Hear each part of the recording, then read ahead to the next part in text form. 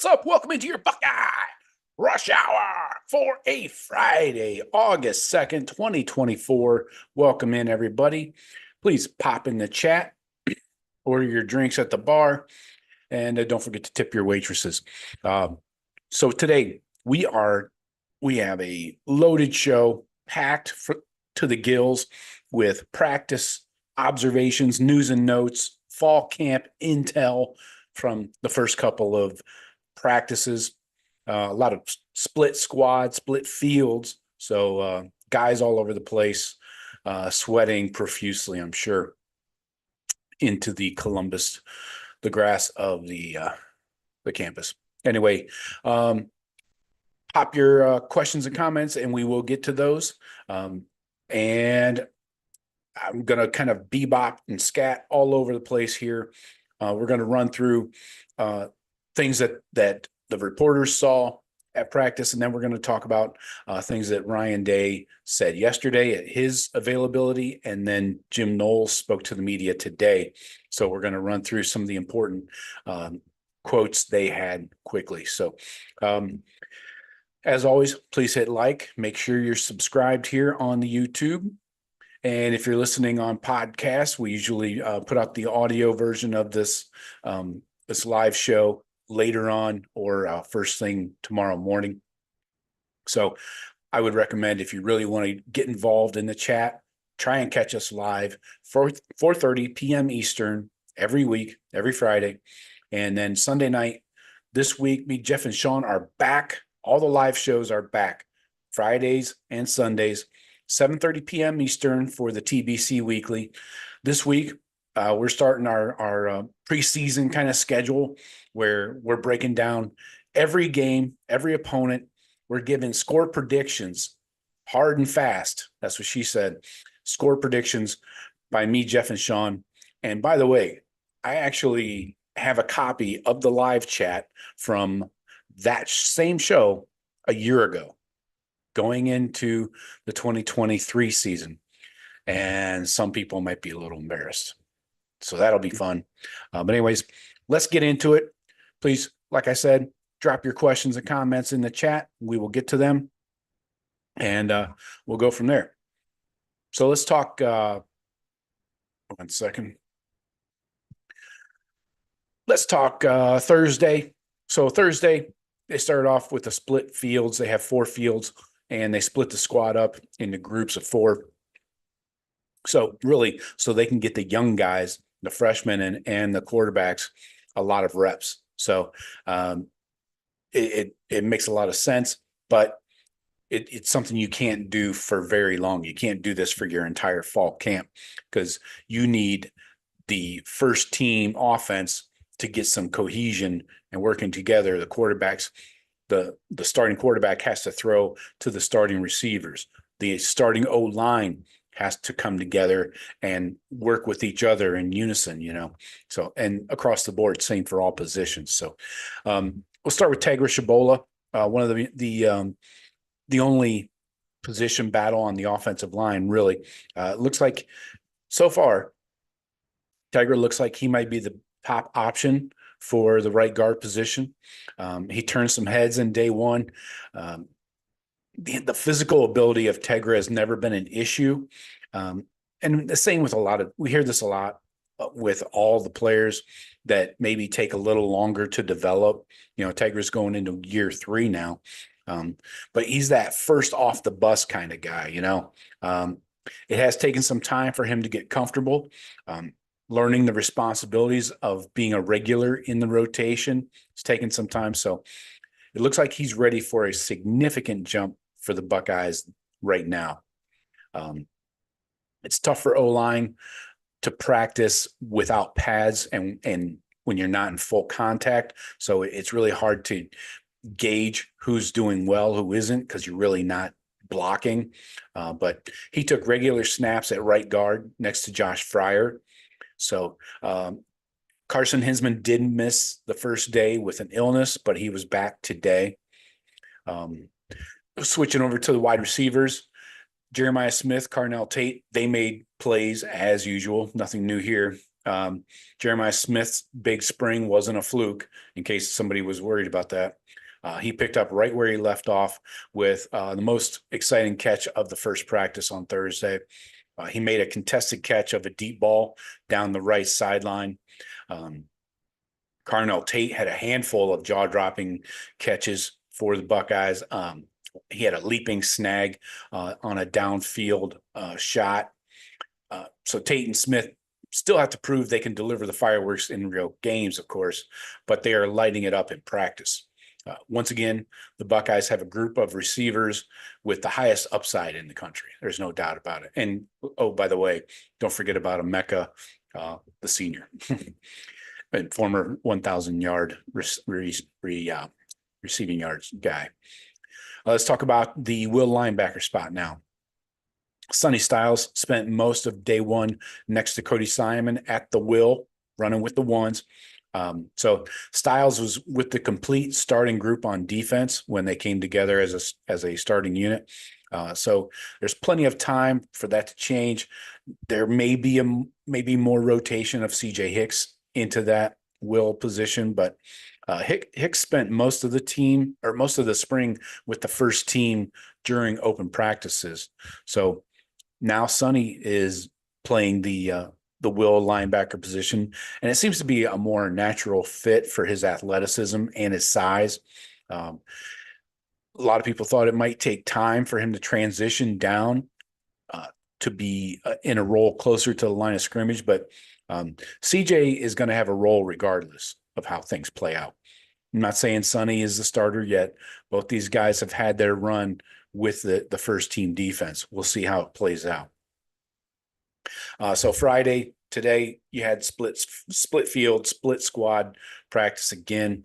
You got Tegra as the O-line shuffled in and out and moved to different fields. Tegra went with Josh Fryer everywhere together. So they're kind of joined at the hip here in practice. That might tell you something. Simmons, he went everywhere with Donovan Jackson. They went together. So again, right side is possibly, if it's Tegra and Fryer, they're practicing when they move to different fields or different drills, they're moving together. And Josh Simmons and Donovan Jackson, like I said, Hinsman was at center. He was with Simmons, Jackson, Montgomery, and Fitzpatrick. So that right side of Montgomery and Fitzpatrick is a kind of a new combo. And the other O-line was Zen Mahalski, Austin Saraveld, Seth McLaughlin, the Alabama transfer, Tegra, and Josh Fryer. So when you look at that combo, you probably think three of those guys are starters possibly, in McLaughlin, Tegra, and Fryer. But the QBs were moving in their same groups as they did on Thursday. Will Howard, Julian Sand moved together from practice field to practice field. Then Devin Brown and Lincoln Keenholz and Aaron Nolan all moved together as a group of three. So today, there were a couple really good throws during 7-on-7s from Will Howard. He dropped one in the bucket on Travian Henderson on a wheel route. He floated another one in the back of the end zone to walk-on receiver David Adolph. He dropped it, should have been a touchdown. But the ball was there. Howard also almost got picked by Jalen McClain on a late throw that McClain was sitting on and read the whole thing. But good to see Howard throw it downfield with some touch. Also, Julian Sand had the best throw again in 7-on-7. He threaded the needle down the seam through three defenders off the hands of Will Kazmarek, the tight end. Seemed like Kazmarek was surprised the ball made it into him, but he couldn't bring it in. So let's talk Ryan Day and his interview with reporters on Thursday. He said, to lead it off, this really caught my ear, and I think this is important. He said, quote, I know what I want our team identity to be, and I told the team that I want them to be the hardest playing team in the country. That should be our identity, the hardest playing team. When someone watches the Buckeyes this year, they should see that. So he went on, kind of expanded on that. He said, guys have to play with an edge to them. We have to bring it. We've got to be a physical team. They have to be able to play tough on the road. So kind of a pump up speech there.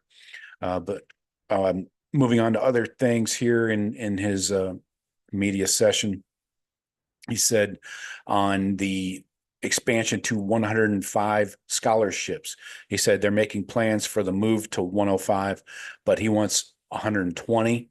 Nothing has been finalized there. So if the NCAA is allowing you 105 scholarships, he wants 15 extra walk-ons, because of the length of the season, and they need practice guys, guys to practice against. So they're also planning for a larger roster and signing a larger recruiting class than normal. They're now recruiting tiers of players, so levels. Besides the players who are ready for the NFL after 3 years, that's always going to be, top focus, the 5-star guys. But they're also now targeting guys who will require some development. Think about BP Miller, the receiver from the Mansfield area. He comes to mind. Maybe Jake Cook, the interior O lineman from out in Westerville. So those are your development guys that are not going to play their first year. But so they're recruiting these different levels. Obviously, you don't want to focus on all development guys, and you can't always get all the 5-stars that are going to start day one, like a Jeremiah Smith, but you can recruit levels. So Day also talked about Tegra Shabola. He said he needs to continue to show he knows what he's doing, the technique and the calls, then he can do it consistently over time.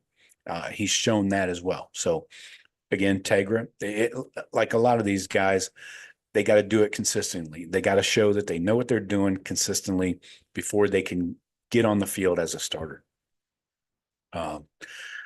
Ryan Day was asked about Carnell Tate. He said Carnell Tate's limit is through the roof. You don't typically hear him, but you feel him when he's out there.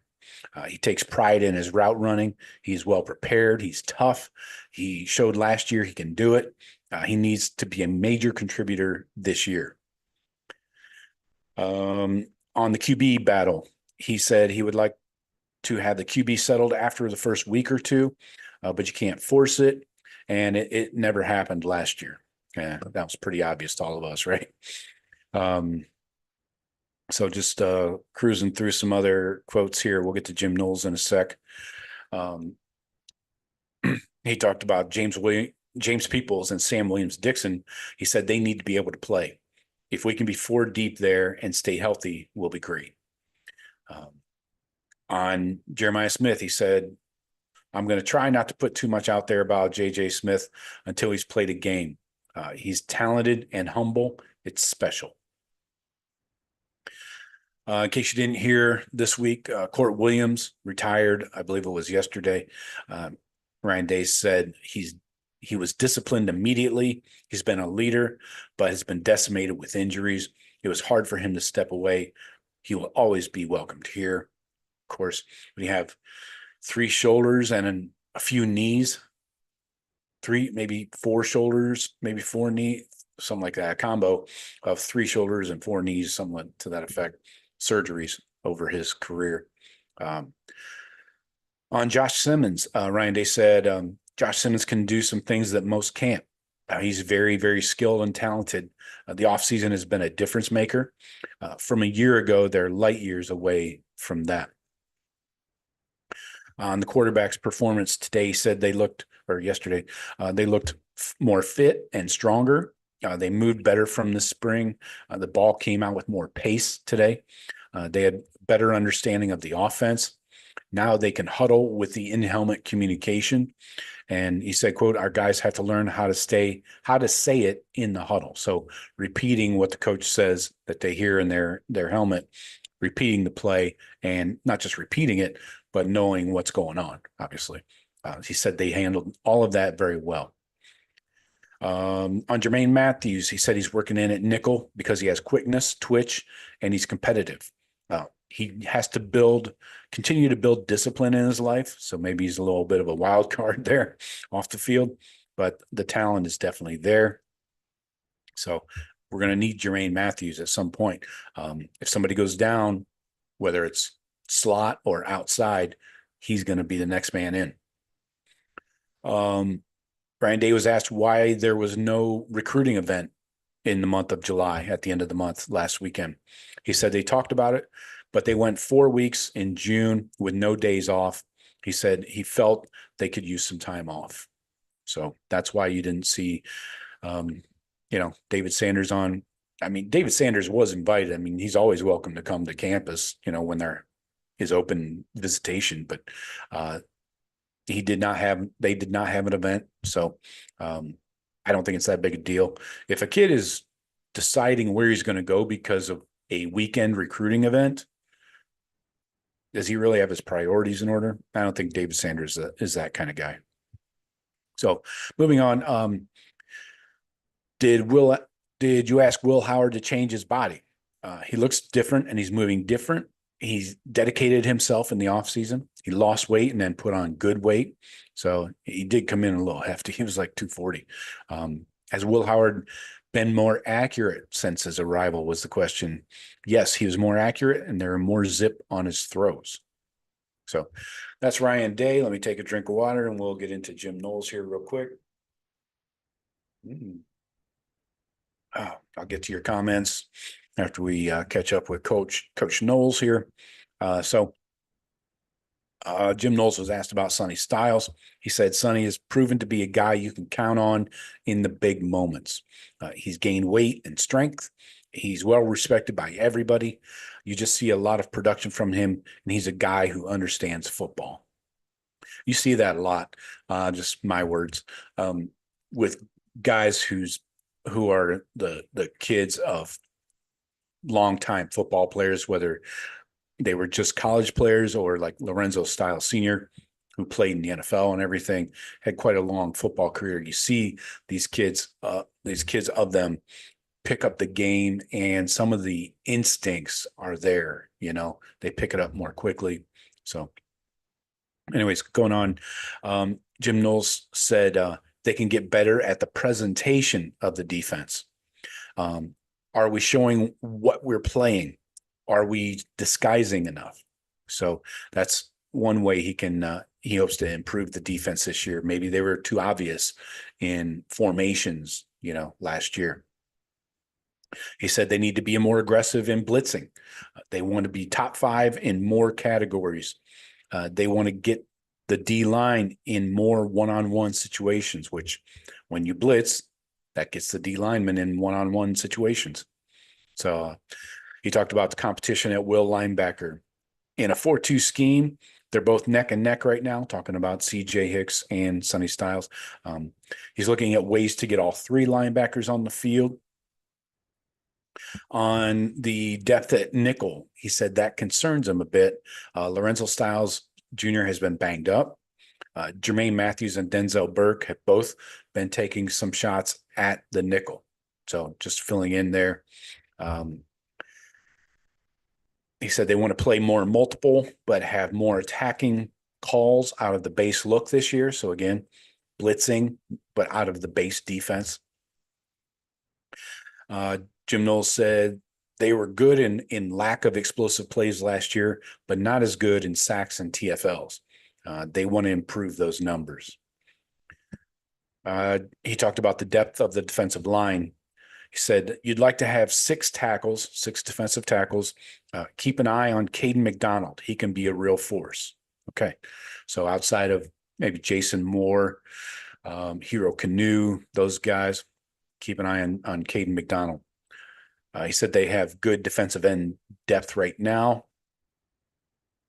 On C.J. Hicks, Coach Knowles said he's getting some snaps in practice on the end of the line of scrimmage. So not off ball, but on the line of scrimmage. He's demonstrated some talent when he's on the attack. So maybe use him as that blitzer off the edge. But he also said Sonny Styles can do that too. On Gabe Powers, he said Gabe continues to develop and he's being groomed to take over for Cody Simon next year. On Caleb Downs, he said Caleb Downs is a coach's dream. He understands everything. He picks everything up. He takes the coaching to the field. He takes great notes. He's a pro. He has a great effect on the rest of the team.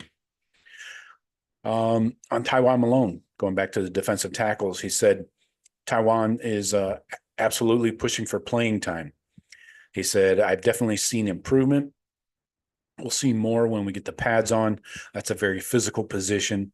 We become accustomed to our defensive tackles making tackles, not just eating up blockers.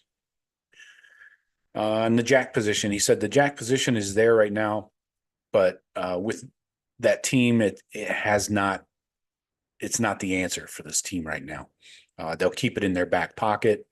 The pressure and aggressiveness needs to be created out of the 4-down look. If anything, they might go to a 5-men, the rush men package on the field, but mostly in passing situations, which we've seen in the past. So don't look for the jack to come back. And that also tells you Justin Hill is probably not going to flip to Ohio State either. So the important point to get across to the guys is that they have to chase perfection.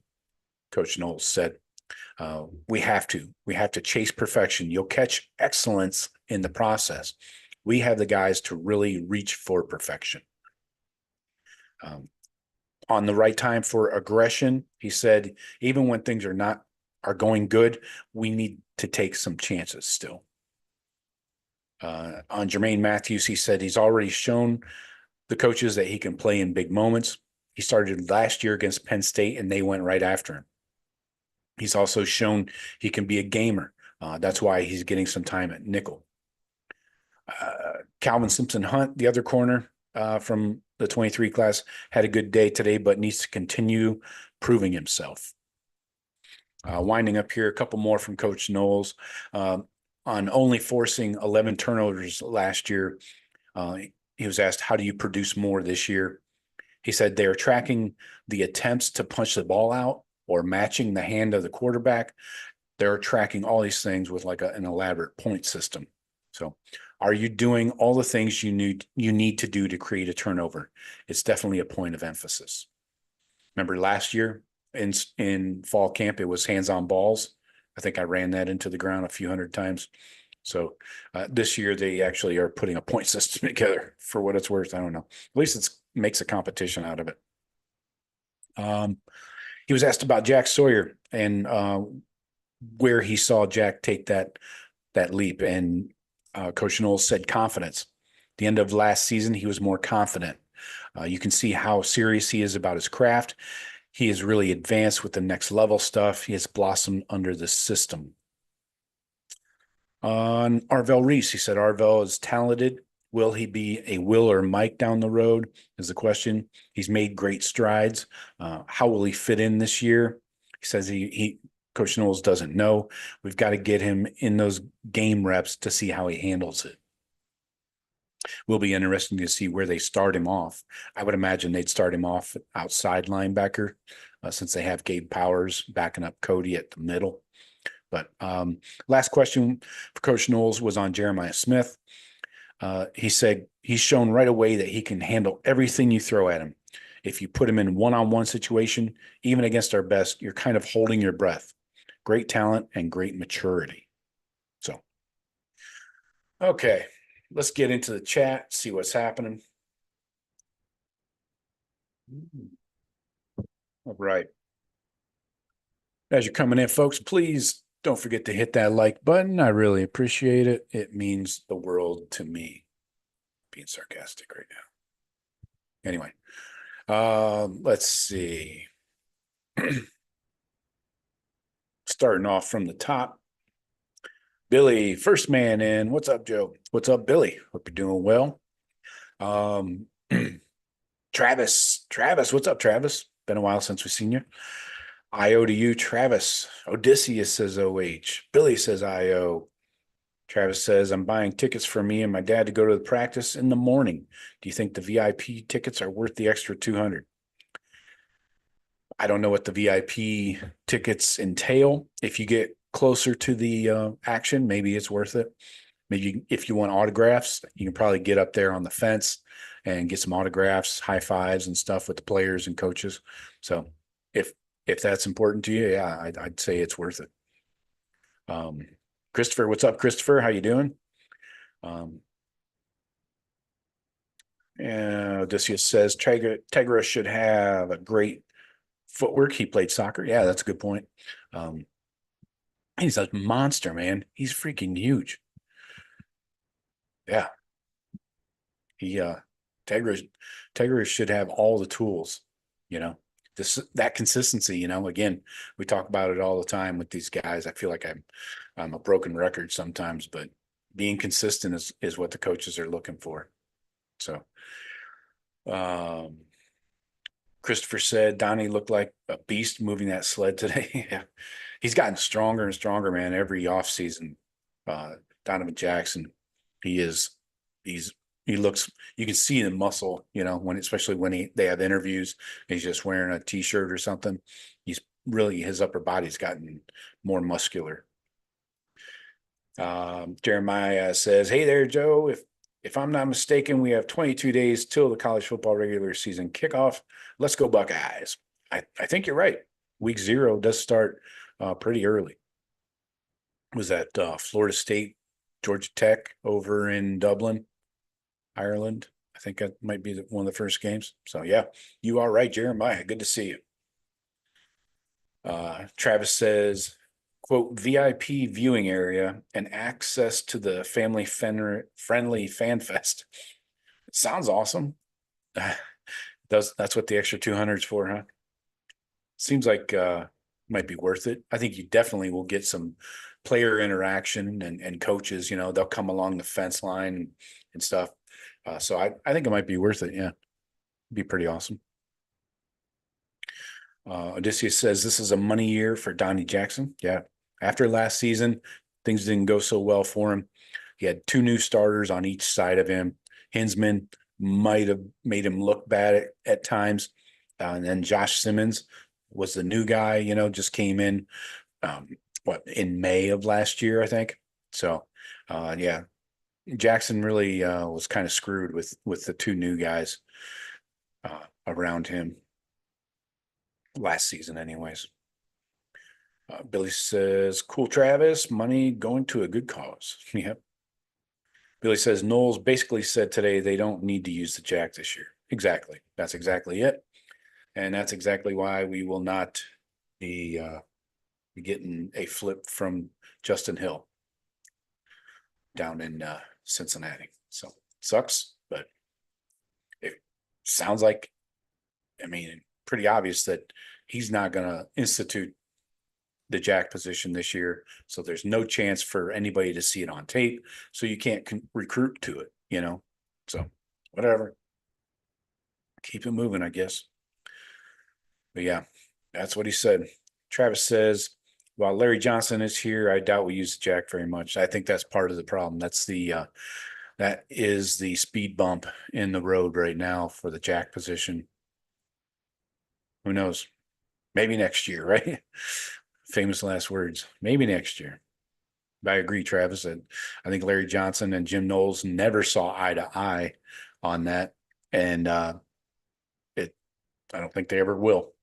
You know, but we'll see.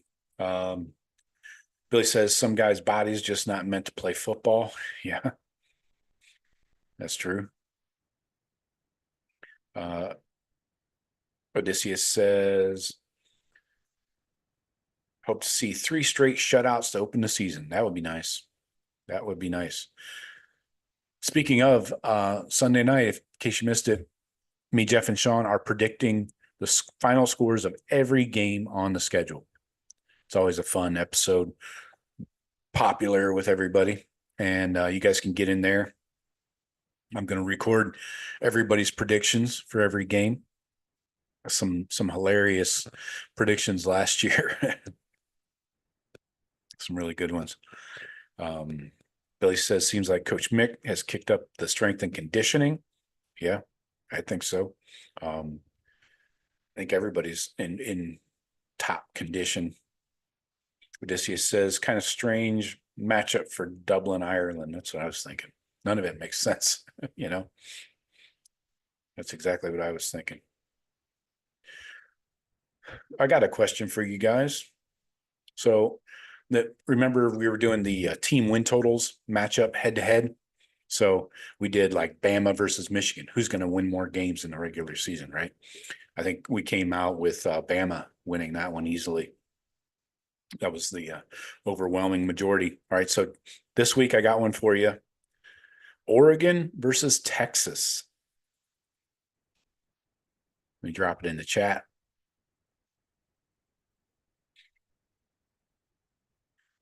Who has more team wins regular season, Oregon or Texas? Oregon's got the heavy juice there at minus 145, Texas plus 115. Looking at let me pull up the schedule here real quick.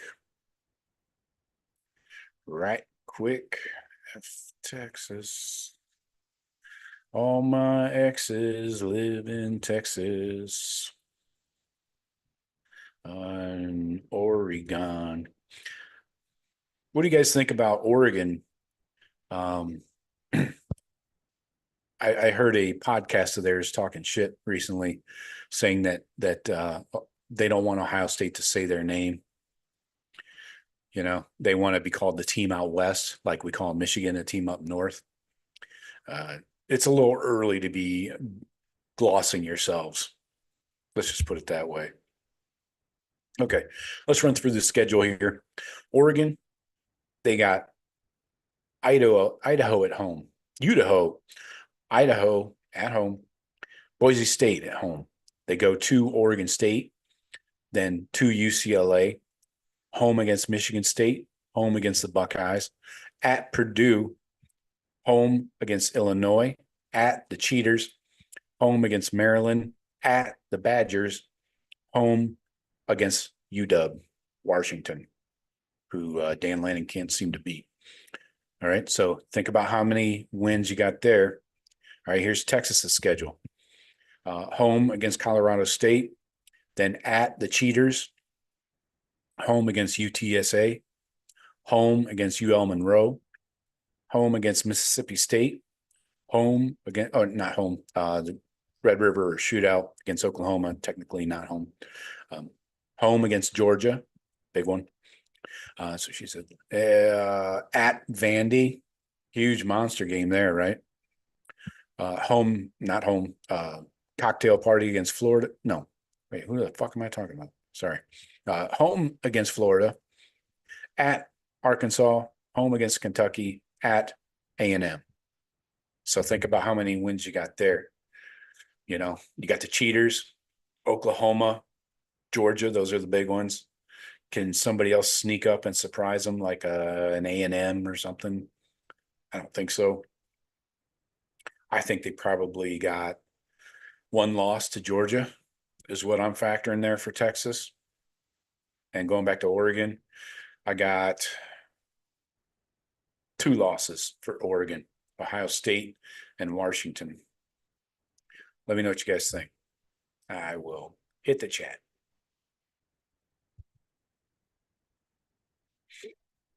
Odysseus says Texas has more wins. Okay. That's where I'm at. Billy says Ducks. Okay. Oregon over Texas, says Billy. Interesting. Okay. You could kind of see it going either way. If Texas loses 2, I could see Oregon maybe getting away with 1 loss to the Buckeyes or to Washington. I don't think Oregon seriously is in trouble with the Cheaters. I think they're going to roll right through the Cheaters and Wisconsin. Wisconsin's not ready for big time ball yet. Washington, I think they probably smack Washington around, honestly. So they probably got 1 loss in there. We'll see. So yeah, I could almost be a push, right? 1 loss each. It's kind of what I'm thinking.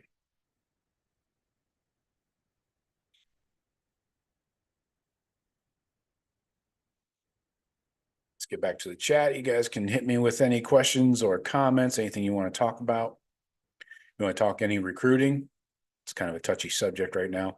What do you guys think of Ryan Day's comments on not having the recruiting event in July? You think you buying that? You think it's a bit of a cop out? I don't think he's lying. I just think they've done one every year. I don't understand why not this year, other than I understand you want to give your guys a week off. But Billy says, against us is probably the only game where the Ducks will be dogs. Right now, that's a 1-point game, I believe. Let me double check that. I believe it's one way or another, a 1-point spread. Let's pull it up here. That's an early line. Yeah, Buckeyes are dogs, 1.5-point dogs, according to Bet Online. And if you do bet online, I would bet online with Bet Online. Odysseus says, I got Texas losing to Georgia and Oregon, drops 2 to us and Wisconsin. Oh, I got Texas losing to Oregon. I'm sorry, Texas losing to Georgia. Oregon drops 2 to us, Ohio State, and Wisconsin. Okay. Whiskey, huh? That's a tough game. Keep in mind that Oregon does have to go to Purdue the week after they play the Buckeyes. Hey, just saying. We've seen weird things happen in West Lafayette and on the football field, not just in the vicinity. So you never know. Travis says Oregon fans are really setting themselves up to get humbled this year. Yeah, they're getting a little chesty, a little loud, kind of trying to take on their head coach's ambiance and his attitude. So we'll see. I'm not too worried about him. Check on some other spreads here. I got Texas -7.5 in the Red River Shootout. I got Georgia 2-point favorite over Texas. Some early spreads out there. What else? Buckeyes are a 9-point favorite against the Cheaters, November 30th. What else do we have here? But then the Cheaters are a 9.5-point favorite over UW, Washington. So Bama, Georgia. I got Georgia, a 5-point favorite. Texas, 3.5-point favorite at the Cheaters. LSU, USC. That's a week 1 game. That's a Sunday nighter. LSU by 6.point favorite over USC. And Lincoln Riley tried so hard to avoid those SEC teams. For sure, for sure.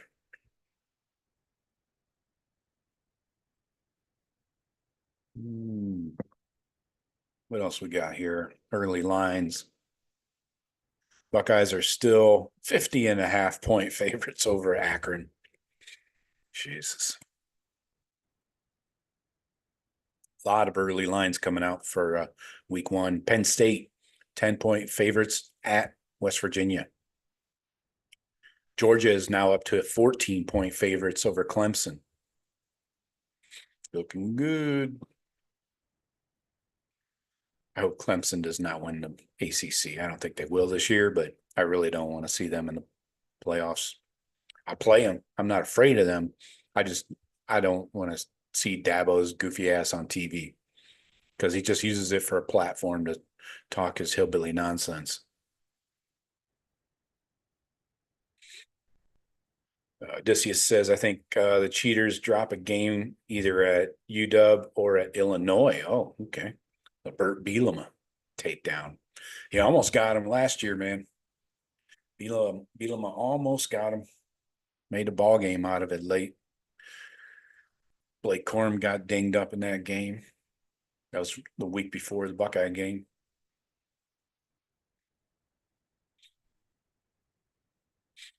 Some really good spreads out here. I have to start looking at some of these and dropping some shekels. Not a lot of great games week one. Not a lot. The Akron game is at 3:30.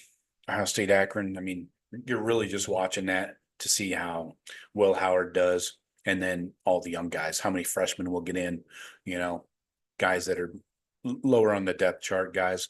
You really want to see some of them get in the game. So that's about it. I mean, other than that, I do want the shutout, like Odysseus said. I want those shutouts. Me and Billy both agree that the Buckeyes are going to average, the defense is going to average under 10 points per game. Under 10 points allowed per game on average. Texas, Michigan, that's going to be interesting. What if Quinn Ewers can't go in there and beat the cheaters? What if the cheaters pull the upset? It's only 3.5 point spread. Michigan's the cheaters' defense is freaking loaded, man. They did not lose anything. I was just looking through their defense here as I skim through the Pick Six magazine. If you guys get into buying any of the preseason college football magazines, I like Pick Six previews. Brett Ciancia. He does pretty thorough breakdown. He does some more analytical mathematics stuff. He has the Buckeyes winning the Big Ten, Oregon second, Penn State third, the Cheaters fourth, Iowa fifth, USC sixth, Nebraska seventh, Whiskey eight, Washington ninth, Rutgers 10, and from there nobody cares. Purdue and Indiana tied for last. Didn't know you could do that. What else? Yeah, I was looking at the Cheaters defense here. Yeah, these assholes. Last year they were first in scoring defense, second in points per play, first in total defense, fourth in yards per play, seventh in third down conversion percentage, rushing yards they were sixth, passing defense second, yards per attempt fifth, QB rating third, explosive pass plays fifth. I mean, these guys, and they got everybody coming back too. I mean, that's the pain in the ass with these people. What do you mean by these people? You know what I'm saying. They got Will Johnson back, Grant and Graham down in the middle, wreaking havoc. I like the middle linebacker they brought over from Maryland, Barham. He's an all Big Ten linebacker, so they're good at all three levels, no doubt about it. Can they score? Is always the big question. I don't know if they can do that, but just fucking around here. Let's check on the chat again. Oh, Odysseus says, get some revenge against Moorhead week one. That's right. Son of a bitch. He was Oregon's OC when they came into Columbus in 2021. Billy says, over under sacks and turnovers. Oh, let's see. Let me get some context here. Let's look at the leaders last season. Let's look at the top 10. I'll read them off to you.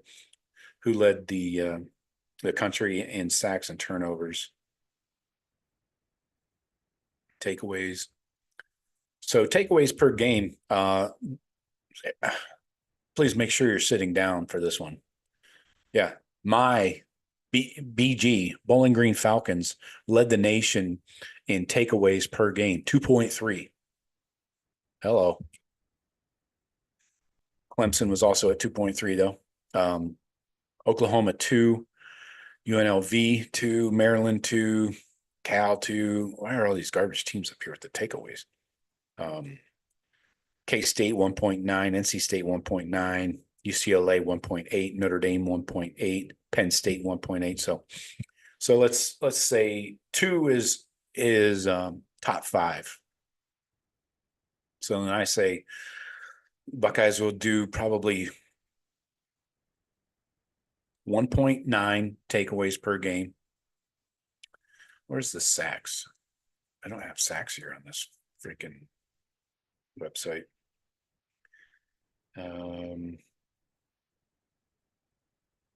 Team sacks. Where did I have that? CFB stats. Sports reference. Let's try that.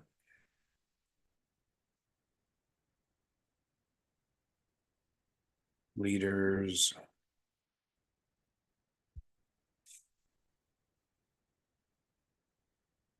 All right, let's see what Ohio State had last year on sacks.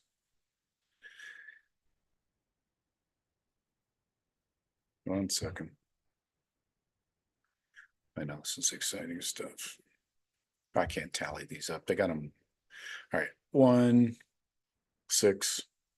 Jack Sawyer led the team with 6.5, but that's 12.5 plus 14.5, 19.5, 21.5, 23, 24, 25.5, 27, 28. I got 28 sacks by the Buckeyes last year, totaled up as a team.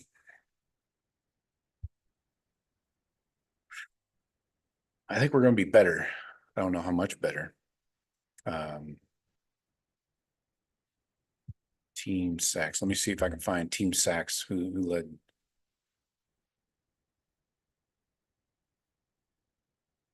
Here we go. Okay, sacks per game.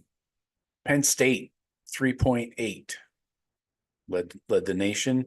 Then Troy 3.5, UTSA 3.5, Texas A&M 3.4, James Madison 3.4, SMU 3.4, UCLA 3.3, Missouri 3.2, Florida State 3.1, Bama 3.1, Tech 3. Okay, so I think we're going to have. I'm not predicting 3 per game. I can't see that much of a jump. Hey. Buckeyes were 60th with 2.2. Now, I'm going to go up a nice little jump. I'm going 2.8 per game, which if you play 16 games, that's 44.8. So let's round up to 45. 45 sacks. Let's go with that. Hey, Sage, how you doing? Welcome to the chat. Good to see you. Billy's saying 21 turnovers, 33 sacks. Yeah, I'm going 45 sacks, and then 1.9 turnovers per game. 1.9 times 16. That's 30. 30 turnovers, 45 sacks. Let's go with it. Nobody's recording this, right? Odysseus says, how much will helmet comms and their taking a step back will bring their D back to earth? Oh, the cheaters? It's a good point. Yep. And whatever happened with, I thought we were supposed to get a notice of allegations this week. Didn't that come out like Monday or Tuesday? I was down in Sarasota for a few days and I got back. I was off of Twitter and everything for a few days and got back and like Wednesday afternoon and heard this notice of allegations was coming. Where is it? How about a Friday afternoon news dump, right? Let's do a quick Google search to see if anything has come up. Michigan football. They're talking postseason ban, potential 1 or 2 years. I don't know how the NCAA has any jurisdiction over that. The playoffs are managed by the CFP committee, not the NCAA. Now they could probably the bowls could probably work with the NCAA to keep Michigan out, but I don't know. I don't see how the NCAA has any jurisdiction or any power to do anything. So still nothing new here. I'm not seeing anything.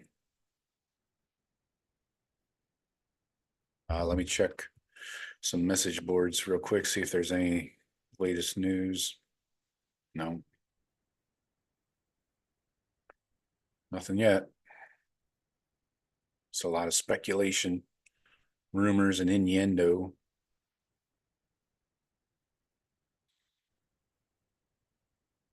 Yeah. But yeah, back to Odysseus's point. Um, Kentucky did get busted today. NCAA announced violations by Kentucky football and swimming. Who knew? At least 11 Kentucky football players received payment for work not performed between spring 2021 and March 2022.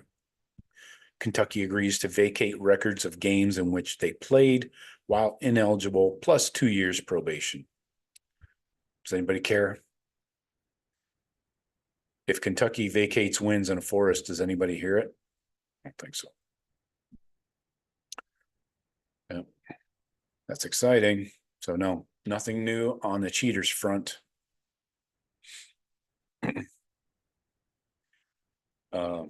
Odysseus says Bayless was the source, so of course he was wrong. Yeah, of course. That Michigan beat Scam Web, Bayless, all those assholes.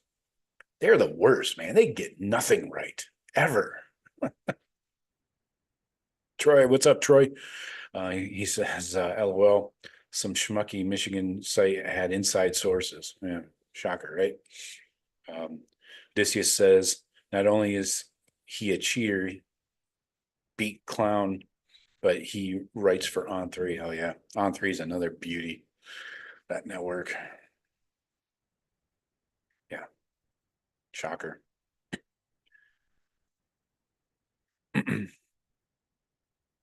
See if there's anything new on the recruiting front. Okay, look, I got one question for you before we get out of here. I got one question for you. Thumbs up, thumbs down, if you like. Do we get David Sanders? Yes or no? He's announcing August 17th. In the chat, just drop me a thumbs up, thumbs down, yes, no, positive, negative. Let me know what you think.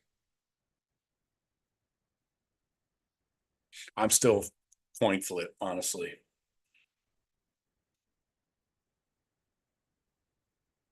I don't have a strong feeling either way. I felt better a few weeks ago. I don't know why he went to Nebraska. You can't possibly tell me that it's Nebraska and Tennessee. That's his final two? I don't think so. It's Tennessee and Ohio State. Um, so we'll see. Wussy? Call me a wussy? Yeah. Looking forward to Sunday night. I got to start looking at this schedule a little more closely and do some digging on our opponents. I want you guys to get in there and give me your predictions. Yeah, I know I got Sanders fatigue too, Billy. No comment.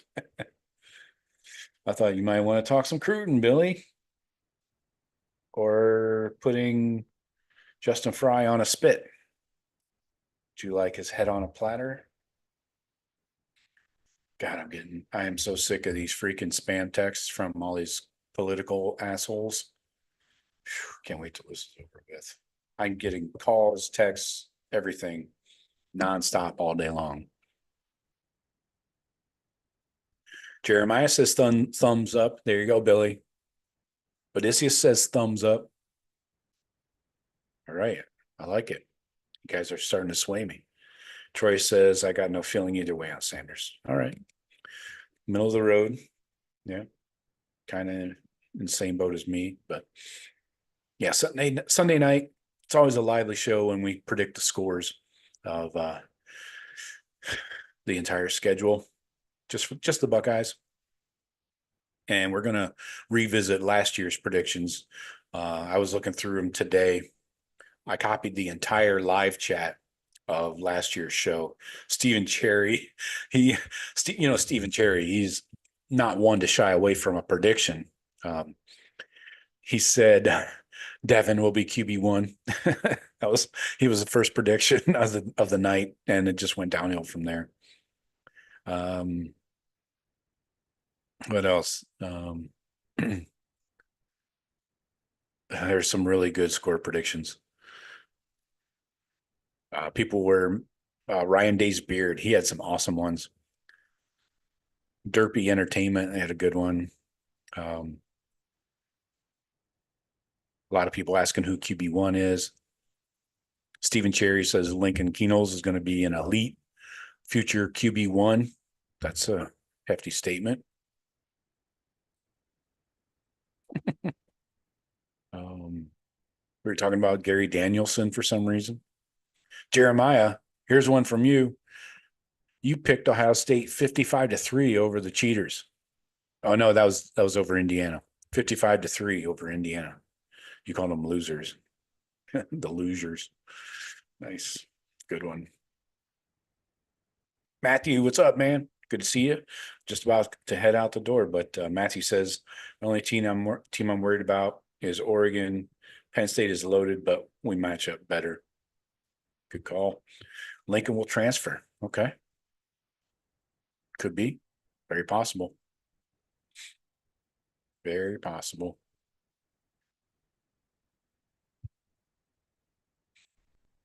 There's some really good Michigan predictions here in the live chat from last year. Somebody predicted Maryland beating Michigan. All right. Oh, Odysseus, here's one from you.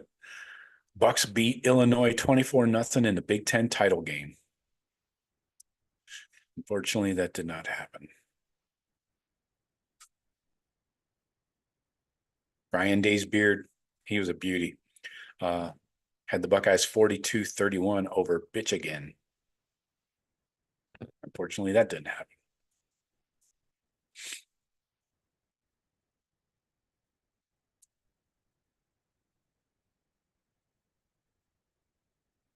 Billy says Air or Julian will transfer. Oh, you think Sayan transfers? Seems like he's getting the number 2 snaps right now behind Will Howard. Surly, but I don't think he's going to redshirt. I don't think Sayan redshirts at all. Matthew, appreciate you. God bless you. Have a good one. I'm about to close it out right here. So, yeah, hope to see you guys Sunday night. Score prediction night. It's going to be awesome. Me, Jeff, and Sean back in the saddle. And again, all the live shows are back full bore starting today, whatever. And no stopping us. It's going to be a long season, so pace yourselves. Pick and choose your moments when you use your predictions. So that's all I got for you today. Got your daily blitz coming out every day. So tomorrow's is going to be a little later. So sorry. I don't know. I don't know what to say. And hope to see you live Sunday night, 7:30 p.m. Eastern. Talk to you later. Go Bucks.